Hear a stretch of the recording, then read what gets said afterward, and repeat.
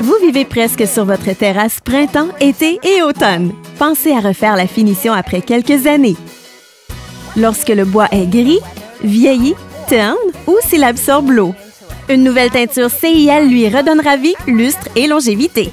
Le secret d'un travail professionnel réside dans la préparation. Balayez d'abord les débris de la terrasse. Grattez toute résine, puis frottez la zone avec de l'alcool. Nettoyez la terrasse pour éliminer les marques ou les taches à l'aide d'un boyau d'arrosage ou d'une laveuse à pression, ainsi qu'une solution nettoyante pour terrasse. Le réglage des laveuses à pression doit être inférieur à 1000 livres par pouce carré. Vous devrez ensuite rincer à fond. Poncez alors la terrasse à l'aide d'un papier abrasif de 80 à 120 grains, puis passez l'aspirateur.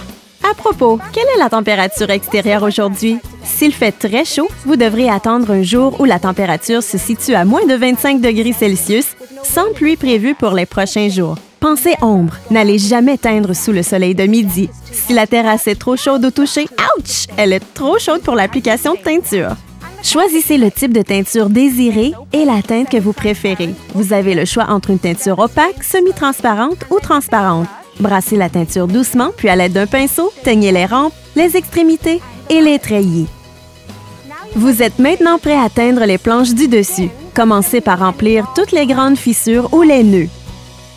Vous pouvez ensuite teindre 2 ou 3 planches à la fois avec de longs coups de pinceau, comme ceci, toujours dans le sens du grain du bois. Ceci évite de laisser des marques de pinceau dans la teinture. Rappelez-vous d'appliquer une mince couche afin de permettre au bois de respirer.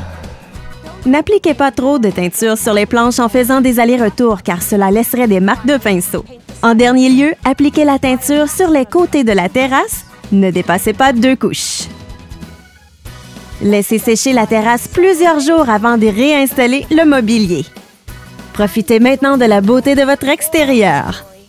Superbe! Vous avez du mal à choisir une couleur? Téléchargez l'application pour iPhone Studio de couleurs gratuitement.